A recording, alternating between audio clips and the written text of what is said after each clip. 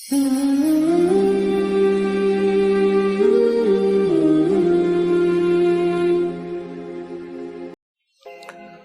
تو جب بھی سورہ یوسف پڑھتا ہوں نا جی تو دل کی دھڑکن تیز ہو جاتی ہے، رکت طاری ہو جاتی ہے۔ یہ ایک ایسی صورت ہے جتنی بار آپ اسے سنیں تو آپ ایک وکھرے جہاں میں داخل ہو جاتے ہیں۔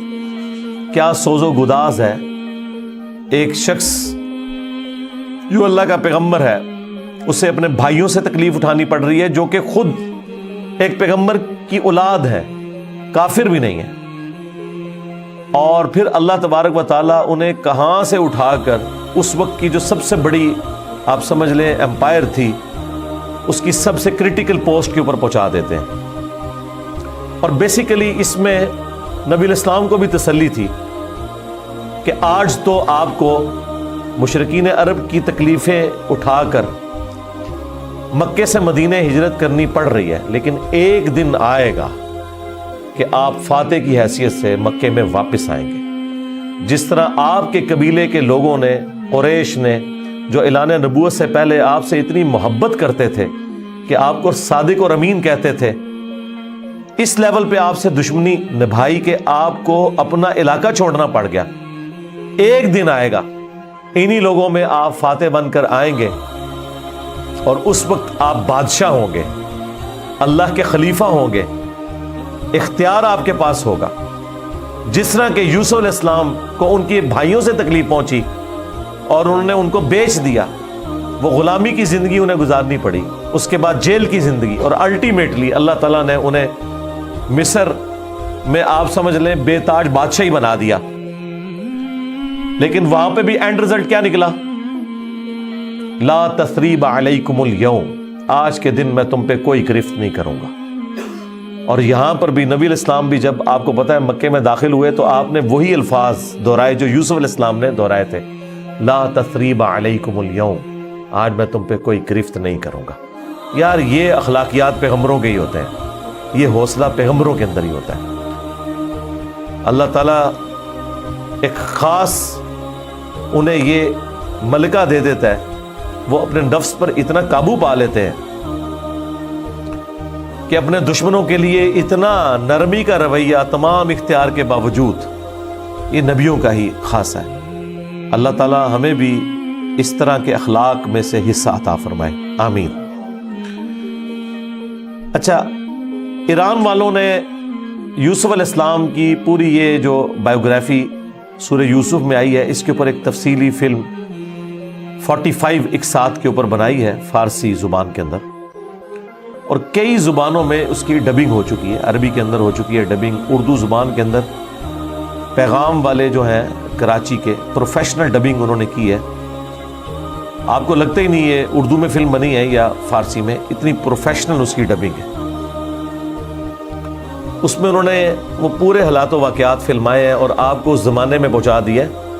آپ یوسف علیہ السلام کے جو قید کے سال ہے نا، وہ آپ کو بس وہ اس فلم کو دیکھ کے اندازہ ہوگا کہ یہ کیا تکلیف ہے جو انہوں نے کاٹی ہے، اور ایک چھوٹے سے بچے نے جو تکلیفیں اپنے بھائیوں سے کاٹی، ایسا بچہ کہ جس کی ماں بھی فوت ہو چکی ہے۔ میں کہتا ہوں نہیں، وہ فلم تو آپ جتنی بار دیکھیں، وہ ڈرامہ سیریل، انسان کے آنسو نہیں رکتے جس پرفیکشن کے ساتھ انہوں نے اسے فلمایا، اور ریالٹی تو اس سے بھی زیادہ دردناک ہوگی۔ تو ظاہر ہے اب یہ ایک فلم بن چکی ہے، اور میں نہیں سمجھتا کہ وہ مسلمان جو روزانہ ہالی ووڈ یا بالی ووڈ کی فلمیں دیکھ کر سوتے ہیں، ان سے یہ ڈرامہ سیریل مس ہو جائے، انہیں ضرور دیکھنی چاہیے۔ اور توحید جس طریقے سے انہوں نے اس میں بیان کی ہے، کمال کی توحید بیان کی ہے۔ چند ایک جگہوں پہ آپ کو اختلاف ہو سکتا ہے، لیکن اوورآل جس طریقے سے انہوں نے اسے فلمایا، ایک صحیح ایمان جو ایک مسلمان کے دل میں جاگزی ہونا چاہیے، وہ انہوں نے واقعی اس کے اندر فلما دیا۔ میں شروع میں ایک بلو پرنٹ کے طور پر سورہ یوسف میں جو یوسف علیہ السلام کی بائیوگرافی آئی ہے وہ بیان کر دیتا ہوں، مختصر سی، تفصیلی میں نہیں کروں گا تاکہ آپ کا ٹیسٹ خراب نہ ہو۔ پھر آپ جب ان آیات سے گزریں گے تو آپ اس ٹیسٹ کو فیل کریں گے۔ یوسف علیہ السلام چونکہ حضرت یعقوب علیہ السلام کے بیٹے تھے اور ظاہر ہے کہ ان کی لیگیسی کو آگے کسی نے تو لے کے چلنا تھا. یوسف علیہ السلام کے 11 بھائی تھے، ان میں سے ایک بنیامین تھے، جو ایسے بھائی تھے کہ ماں اور باپ دونوں کامن تھے، اور باقی جو 10 بھائی تھے وہ دوسری والدہ سے تھے ان کے، وہ خالہ بھی لگتی تھی ان کی یوسف علیہ السلام کی، اور ظاہر ہے کہ ماں بھی تھی کیونکہ ان کے والد نے ان سے نکاح کیا ہوا تھا. 10 بیٹے اس ماں سے تھے، 2 یہ تھے، اور آپس میں ان کا ایک حسد والا معاملہ ہو گیا شیطان کی وجہ سے. ظاہر ہے کہ اب باپ کی لیگیسی کو کس نے آگے لے کے چلنا ہے؟ وہ ظاہر ہے وہ تو باپ نے تو ڈیسائیڈ ہی نہیں کرنا، وہ تو اللہ نے ڈیسائیڈ کرنا ہے. اب یوسف علیہ السلام کو اللہ تعالیٰ نے ایک خواب دکھایا، اور خواب انبیاء کے حق میں وحی الہی ہوتا ہے. بخاری مسلم میں حدیث ہے کہ خواب نبوت کا 46واں حصہ ہے. حضرت ابراہیم علیہ السلام کو بھی خواب میں ہی دکھایا گیا تھا. سورہ صافات میں آتا ہے کہ میں اپنے بیٹے کی قربانی کر رہا ہوں، اسی لیے انہوں نے اسے ایگزیکیوٹ کرنے کی کوشش کی اور اللہ تعالیٰ نے فدیہ بھیج دیا. لیکن ایگزیکیوٹ اتنی بڑی ایکٹیویٹی کو کرنا کہ بیٹا قربان کرنا، اسی لیے تھا کہ وہ وحی الہی تھا. یوسف علیہ السلام کو اللہ تعالیٰ نے چھوٹی عمر کے اندر ہی 10-12 سال کی عمر میں ہی یہ خواب دکھایا کہ 11 ستارے اور سورج اور چاند انہیں سجدہ کر رہے ہیں. اس خواب کا ذکر انہوں نے اپنے والد سے کیا. ظاہر ہے اس زمانے میں تو والد ہی ڈائریکٹ ٹریننگ کیا کرتے تھے اپنی اولاد کی، اور ایک بڑی فرینکنس ہوتی تھی، اور پھر نبی کی اولاد. حضرت یعقوب علیہ السلام کو پتہ چل گیا کہ میری اس نبوت کا وارث اب یہ ہونے والا ہے، یعنی 12 بچوں میں سے اس کے سر کے اوپر یہ تاج نبوت سجنا ہے. تو ظاہر ہے باقیوں نے تو حسد کرنا ہے، حسد تو آ ہی جاتا ہے. آدم علیہ السلام کے بیٹوں میں آیا تھا، تو یہ اولاد آدم والا ہی معاملہ ہے. بہرحال وہ حسد آیا. حضرت یعقوب علیہ السلام نے یوسف علیہ السلام سے کہا تھا کہ اس خواب کا ذکر تم نے اپنے بھائیوں سے نہیں کرنا، ورنہ وہ تمہارے خلاف کوئی نہ کوئی چال چلیں گے. لیکن بہرحال یہ خواب والی بات کسی طریقے سے لیک ہو گئی. یوسف علیہ السلام نے تو نہیں کی، لیکن شاید آپ کی بیوی نے سنی اور انہوں نے باقی بیٹوں تک بات پہنچا دی. بہرحال کچھ ہوا ایسا معاملہ، اور ان کو اس اعتبار سے بھی اشارے مل گئے کہ یوسف علیہ السلام کے ساتھ زیادہ برتاؤ ایکسٹرا آرڈنری کرتے تھے یعقوب علیہ السلام، کیونکہ انہیں پتا تھا کہ یہ اللہ کے پیغمبر ہیں، اور انہوں نے اس توحید کی دعوت کو میرے بعد آگے لے کر چلنا ہے. حضرت یعقوب علیہ السلام کے جو باقی بیٹے تھے 10، 11واں تو خیر وہ چھوٹا تھا، وہ ان کا چھوٹا بھائی تھا، اس کے ساتھ تو مسئلہ کوئی نہیں تھا. وہ 10 بیٹوں نے اپنے باپ سے کہا کہ ہم دیکھتے ہیں کہ آپ بڑے پوزیسو ہیں یوسف کے معاملے میں، اسے آپ ہمارے ساتھ بھیجیں، یہ بھی ہمارے ساتھ کھیلا کودا کرے. جب ہم اپنے جانوروں کو چرانے کے لیے لے جاتے ہیں تو اس کو بھی ساتھ لے جائیں گے، تھوڑی اس کی بھی آؤٹنگ ہو جائے گی. تو حضرت یعقوب علیہ السلام کو یہ بات کلک کر گئی کہ یہ کچھ کرنا چاہتے ہیں. ان کو تو اندازہ ہی نہیں تھا کہ اتنی بڑی آزمائش ان کا انتظار کر رہی ہے. یار 40 سال کی جدائی آپ امیجن کریں، اور قرآن میں آیا کہ وہ نابینا ہو گئے تھے رو رو کے، اس تکلیف سے وہ گزرے. تو انہوں نے کہا کہ مجھے خطرہ ہے کہ تم یوسف کو صحیح طریقے سے دیکھ بھال اس کی نہیں کرو گے، کیئر لیس ہو جاؤ گے، چھوٹا بچہ ہے، کوئی بھیڑیا اس پہ حملہ آور نہ ہو جائے. انہوں نے کہا ہمارے ہوتے ہوئے 10 بھائی جس کے ہوں تو پھر تو ہم پھر نام کے ہی جوان ہوئے. بہرحال وہ تقدیر میں لکھا تھا، ایسا تو ہونا تھا. یوسف علیہ السلام نے وہاں پہنچنا ہی تھا جہاں اللہ تعالیٰ نے انہیں اتنا بڑا منصب عطا کرنا تھا. وہی ہوا. تنگ آ کے یعقوب علیہ السلام نے اجازت دے دی، تو وہ لے گئے یوسف علیہ السلام کو، اور پلان یہ بنایا کہ اسے قتل کریں گے.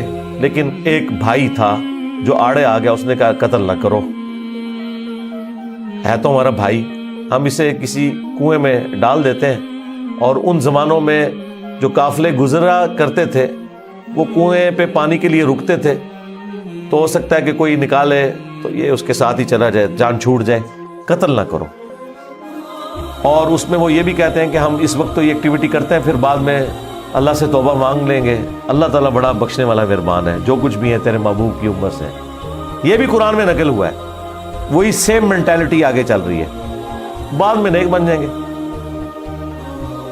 اور انہوں نے ڈرامہ بازی یہ کی کہ یوسف علیہ السلام کے کرتے کے اوپر کسی بھیڑیے کا خون مال لیا اور کہا کہ ہم تو اسے سامان کے پاس چھوڑ کے گئے تھے، پیچھے سے بھیڑیا آیا اور یوسف کو کھا گیا، اور یہ اس کی قمیض ہے۔ عشاء کے وقت روتے ہوئے آئے، رات کے وقت قرآن کے الفاظ ہیں۔ حضرت یعقوب علیہ السلام کو سمجھ آ گئی کہ یہ میری آزمائش شروع ہو گئی ہے، کیونکہ توحید ایک ننگی تلوار ہے۔ انہیں سمجھ آ گئی تھی کہ میں نے اپنے بیٹے سے جو اتنی شدید محبت رکھی ہے نا، اللہ تعالیٰ مخلوق کی محبت کو برداشت نہیں کرتا، ایٹ لیسٹ ایک پیغمبر کے دل میں اس ایکسٹریم لیول کے اوپر جا کر۔ تو میری آزمائش شروع ہو گئی اب۔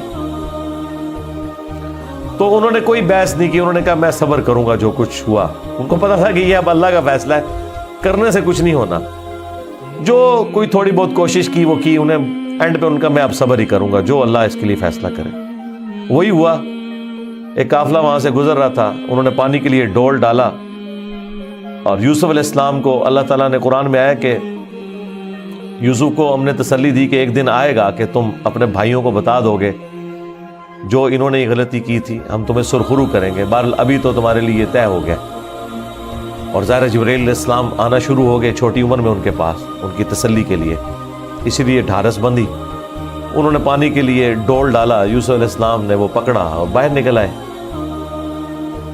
اور بھائی جو ہیں چھپ کے یہ منظر دیکھ رہے تھے، انہوں نے کہا یہ نہ ہو یہ پھر واپس آ جائے۔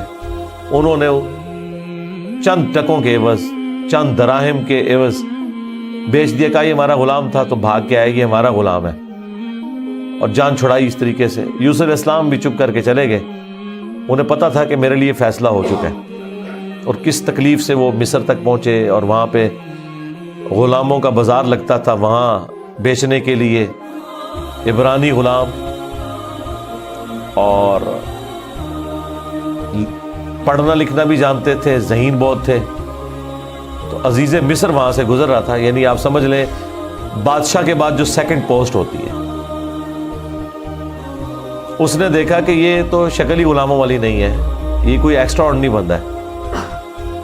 اس نے خرید لیا اور لا کے اپنی بیوی سے کہا کہ یہ میں خرید کے لایا ہوں، اولاد تو ہماری کوئی نہیں، ہو سکتا ہے ہم اسے ہی اپنا بچہ بنا لیں۔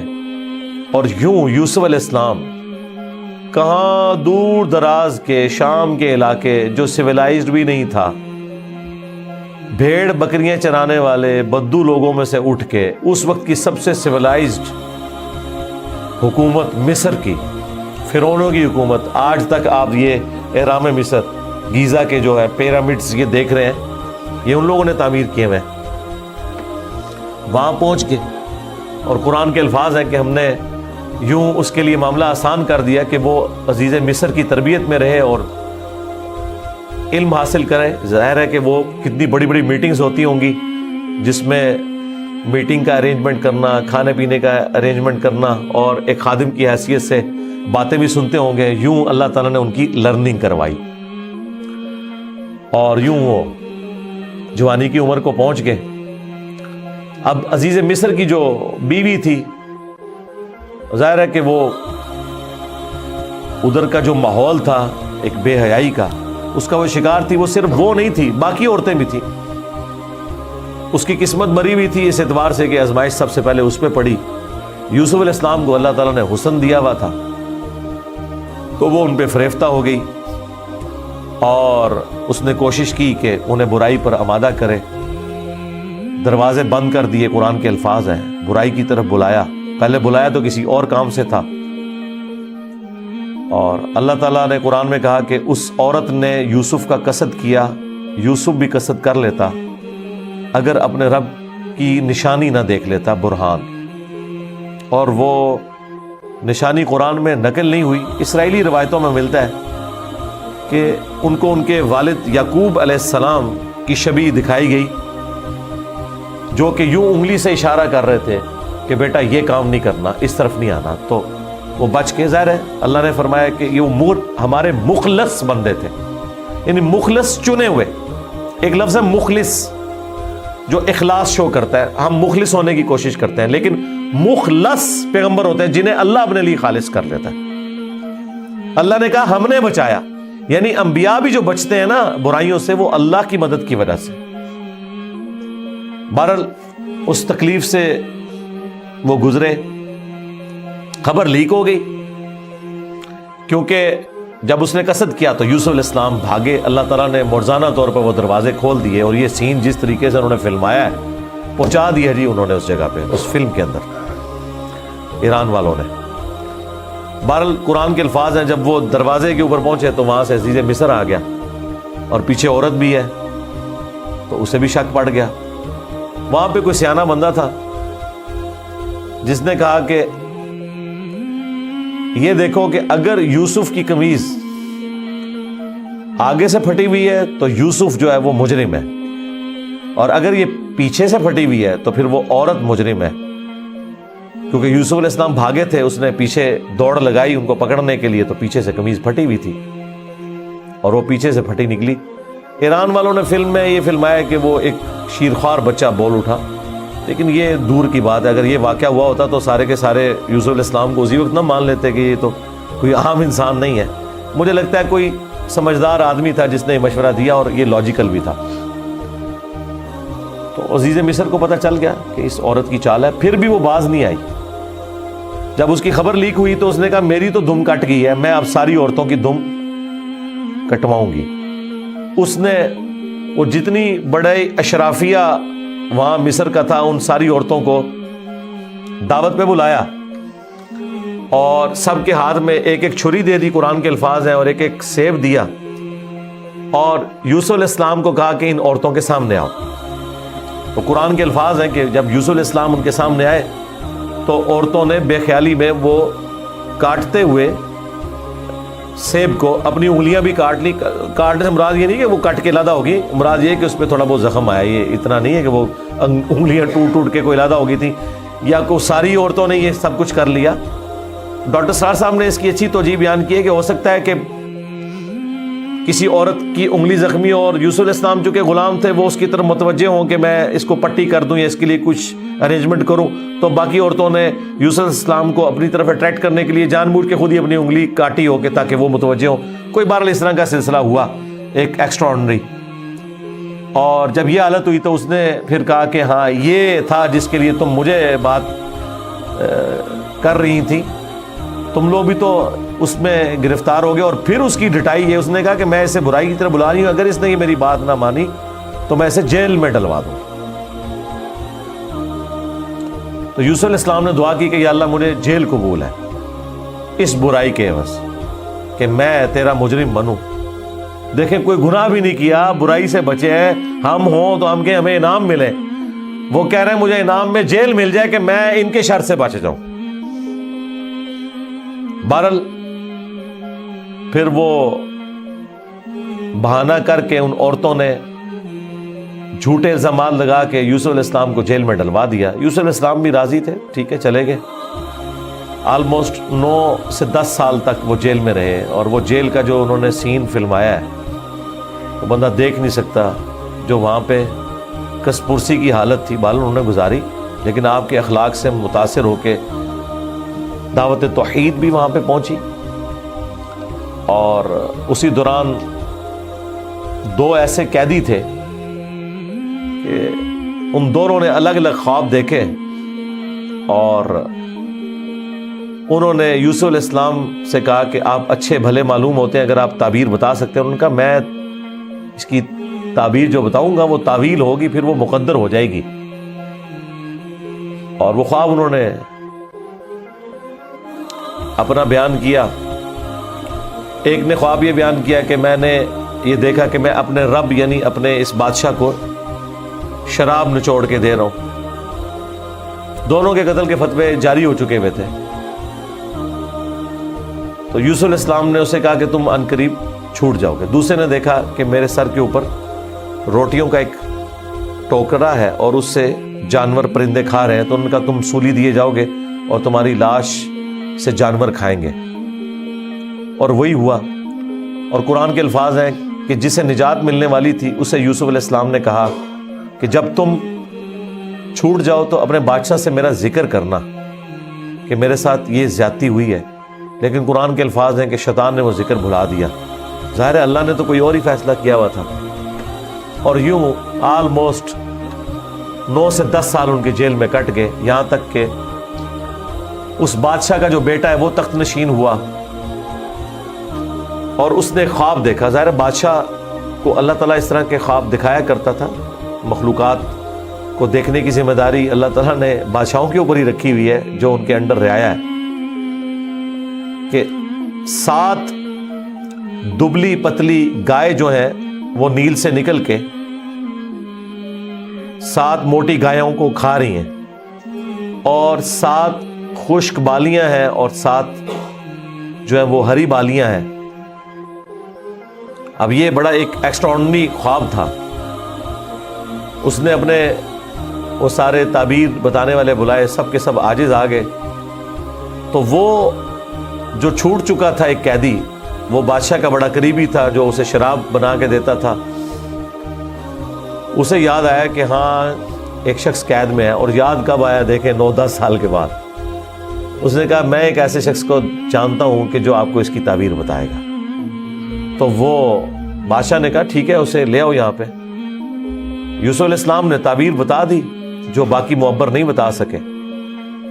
بادشاہ کو بھی لگا یہ تعبیر اسی طریقے سے ہے کہ 7 خوشحالی کے سال آئیں گے اور اس کے بعد 7 سال آئیں گے 7 ایئرز قحط سالی کے، جس میں آپ یہ والا غلہ جو سٹور کیا ہوگا وہ استعمال کریں گے، اور پھر اس کے بعد بارش ہوگی۔ 7 سال تک بارش نہیں ہوگی، اور ان 7 سالوں کے لیے آپ نے اپنی وہ والی گندم سنبھال کے رکھنی ہے جو ان خوشحالی کے 7 سالوں میں خوب پیداوار ہوگی۔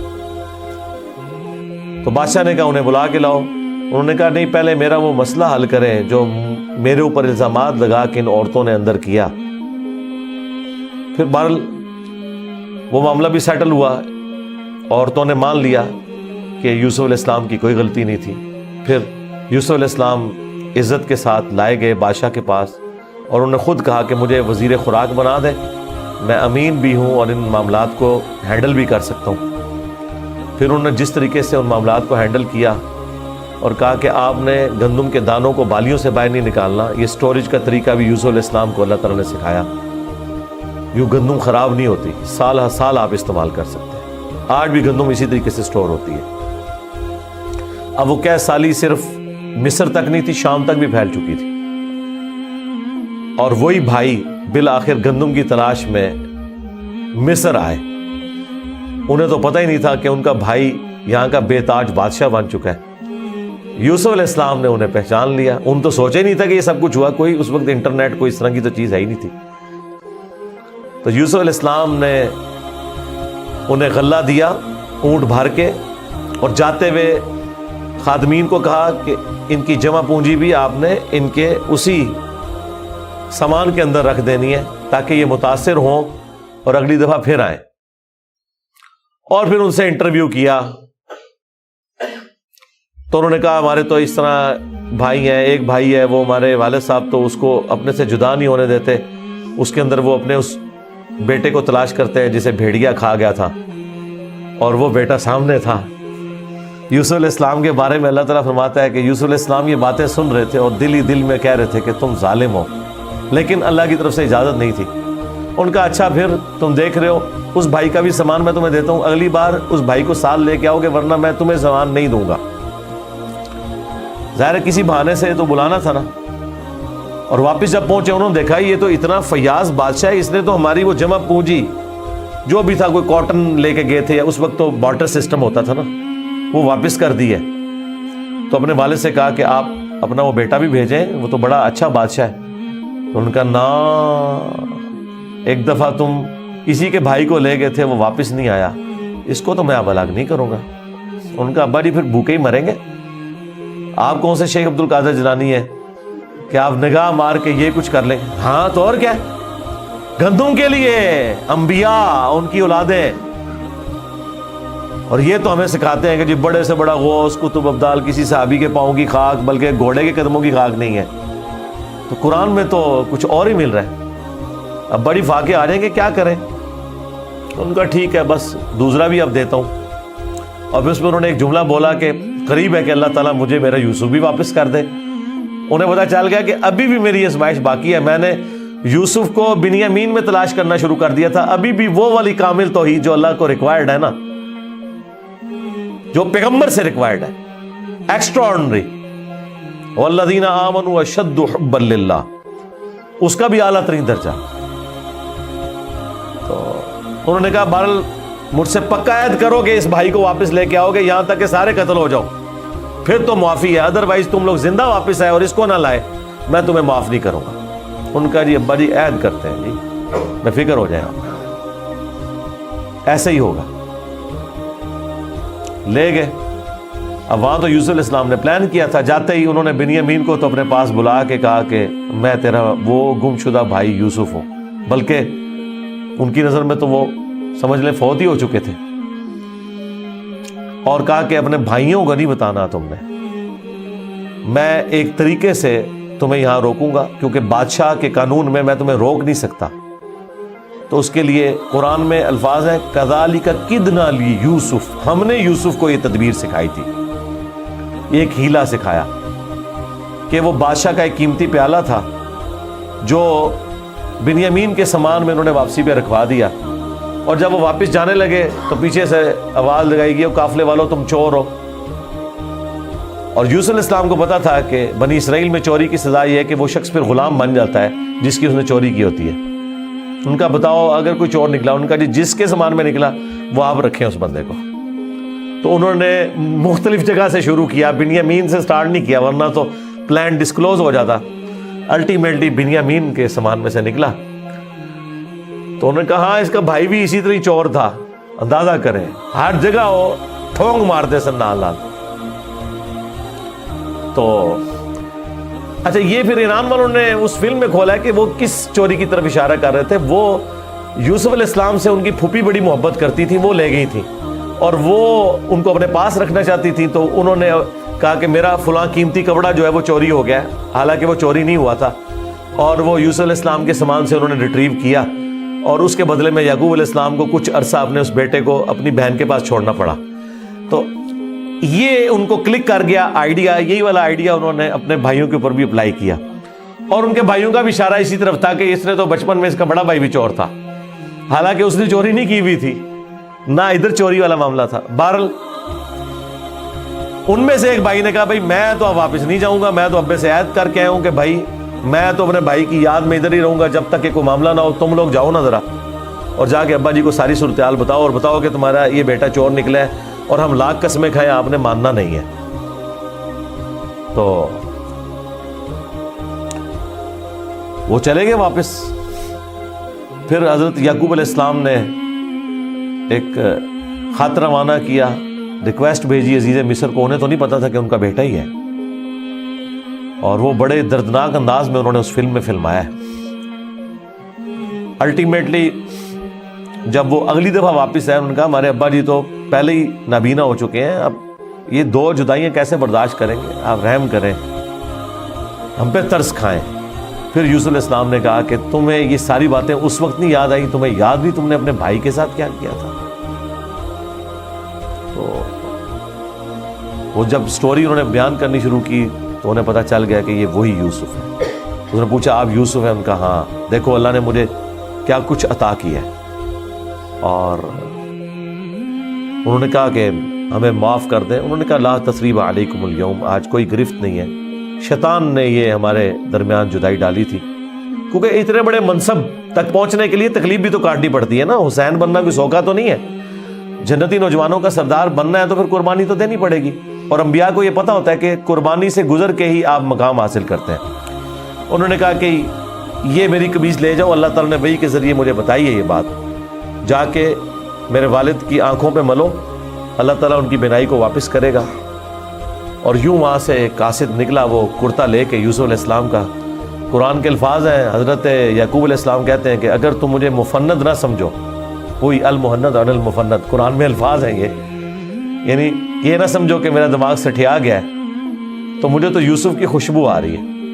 اچھا، یوسف کی خوشبو اس وقت نہیں آئی جب وہ بک کے جا رہے تھے، کیونکہ اللہ تعالیٰ نے پردہ ڈالا تھا. ادھر اللہ نے یوسف کی خوشبو، بہرحال وہی بشارت لے کے آیا، آنکھوں کو لگائی، بینائی واپس آ گئی، اور ساتھ خط آیا کہ اب آپ واپس آئیں، یہاں پہ میرے پاس آ جائیں اور بنی اسرائیل کو شفٹ کریں. وہ سارے ود فیملی وہاں شفٹ ہوئے. وہاں یوسف علیہ السلام آل نال تھے، انہوں نے ایک قطعہ زمین ان کو دیا، اور یوں بنی اسرائیل وہاں پہ آباد ہو گئے، اور پھر حکومتی لیول پہ رہے، یہاں تک کہ وہاں پہ ایک نیشنل موومنٹ غالب آئی اور ان کو غلام بنا لیا گیا، جو کسی زمانے میں بادشاہت انجوائے کر رہے تھے. اور پھر ان غلاموں میں اللہ تعالیٰ نے حضرت موسیٰ علیہ السلام کو مبعوث کیا اور فرعونیوں سے نجات دلوائی، ایک منجی اور ہادی بنا کے. اور پھر وہ جاتے ہوئے المستدل الحاکم میں آتا ہے، یوسف علیہ السلام نے وصیت کی تھی کہ جب کبھی بنی اسرائیل یہاں سے شفٹ ہو تو میری لاش بھی لے جانی ہے. پھر وہ لاش بھی لے گئے، اس پہ میری تفصیلی ویڈیو ریکارڈ ہے، آپ یوٹیوب پہ دیکھ سکتے ہیں. یہ پورے کا پورا ایک معاملہ تھا. اور پھر وہ آخر میں وہی ہوا کہ سجدہ تعظیمی کیا یوسف علیہ السلام کو ان کے بھائیوں نے اور ماں باپ نے. ان زمانوں میں سجدہ تعظیمی جائز تھا، جس طرح کہ آدم علیہ السلام کو فرشتوں نے کیا. اس امت میں حرام ہو گیا. ابو داؤد میں اور ترمذی میں حدیث ہے کہ اگر میں سجدہ تعظیمی جائز سمجھتا تو بیویوں سے کہتا کہ اپنے خامدوں کو کریں اس حق کے سبب. ابو داؤد میں تو الفاظ ہیں، ایک صحابی نے حضور کو سجدہ کیا، آپ نے فرمایا سر اٹھا کیا کر رہے ہیں، جب میں فوت ہو جاؤں گا تم میری قبر سے گزرو گے تو کیا مجھے سجدہ کرو گے؟ انہوں نے کہا نہیں یا رسول اللہ. فرمایا مجھے کیوں سجدہ کر رہے ہو؟ اگر میں سجدہ جائز سمجھتا تو بیویوں سے کہتا کہ اپنے خامدوں کو کریں. اور یہ سجدہ تعظیمی، سجدہ عبادت ہمیشہ سے اللہ کے لیے رہا ہے. جبرائیل علیہ السلام نے حضرت آدم کو سجدہ عبادت نہیں کیا، سجدہ تعظیمی تھا. ان زمانوں میں ٹو باؤ ڈاؤن بھی ہوتا تھا، جھکا بھی جاتا تھا. ہمارے نبی علیہ السلام پر اللہ تعالیٰ نے جو ختم نبوت فرمائی تو توحید بھی ایسی کامل کی ہے کہ اب یہ سب کی سب معاملات ختم. ختم نبوت کی برکت سے کشف، الہام، یہ سب کچھ ختم غیر نبی کے اوپر، سوائے بخاری مسلم میں ہے مبشرات، وہ بھی خواب. وہ اللہ کی طرف سے بھی ہو سکتے ہیں، شیطان کی طرف سے بھی ہو سکتے ہیں، نفس کی طرف سے. وہ تو وقت پورا ہوگا تو پتہ چلے گا یہ سچا ہے یا جھوٹا ہے. باقی نبی علیہ السلام نے کہا اب یہ نبوت کی خبریں ختم ہو چکی. اگلے زمانوں میں یہ ہوتا تھا، اللہ تعالیٰ غیبی خبریں دیا کرتا تھا غیر انبیاء کو بھی. اور اگلے زمانوں میں یہ بھی تھا کہ سجدہ تعظیمی ہوتا تھا. اللہ تعالیٰ نے توحید بھی اس امت میں کامل کی کہ سجدہ تعظیمی بھی حرام کر دیا، اور اب کسی کے لیے سجدہ نہیں ہے. بل وہ سجدہ کیا تو حضرت یوسف علیہ السلام نے کہا ابا جان یہ دیکھ لیں، یہ تعبیر ہے میرے اس خواب کی جو میں نے وہ بچپن میں دیکھا تھا. سرکار وہ خواب جڑا دیکھا ہے وہ تعبیر ہوندے اس کا مزہ لوٹنے کے لیے 40 سال کی مشقت، جدائی، وہ بڑی تکلیف دہ چیز ہے. وہ جو آخری سین انہوں نے فلمائے ہیں نا، یعقوب علیہ السلام اور یوسف علیہ السلام کی جو ملاقات والا سین ہے، وہ بندہ دیکھ نہیں سکتا. اس زمانے میں انہوں نے پہنچا دیا جی. جو ایران والوں نے وہ ڈرامہ سیریل بنائی ہے 45 اقساط کے اندر. بہرحال الٹیمیٹلی اللہ تعالیٰ نے اس سے نبی علیہ السلام کو بھی بتایا کہ اگر آپ اس تکلیف سے گزر رہے ہیں نا، تو یوسف علیہ السلام نے بھی تکلیف کاٹی. ہمارے نبی کی تکلیف پھر اس لیول پہ نہیں گئی. اللہ تعالیٰ نے 8 سال کے اندر ہی فتح مکہ کروا دیا. لیکن بہرحال انبیاء کو کیسی کیسی تکلیف اٹھانی پڑتی ہیں. یہ واقعات سننے میں بڑے انٹرسٹنگ تو فیل ہو رہے ہیں، لیکن جب آپ وہ فلم دیکھیں گے نا تو آپ کو اندازہ ہوگا کہ جس پہ یہ گزر رہی تھی اس کے لیے کتنی تکلیف دہ چیز تھی. ایک ایک لمحے پہ تکلیف جوڑی ہوئی تھی، اس کو ہم امیجن بھی نہیں کر سکتے. آج بات کرنا آسان ہے. اللہ تعالیٰ نے انبیاء کرام علیہ السلام کو تکلیف سے گزار کر مرتبہ دینا ہوتا ہے. ہمارے نبی علیہ السلام کو بھی اللہ تعالیٰ نے اتنا جو اعلیٰ مقام عطا فرمایا تو اس کے اگینسٹ پھر انہیں تکلیف بھی برداشت کرنی پڑی.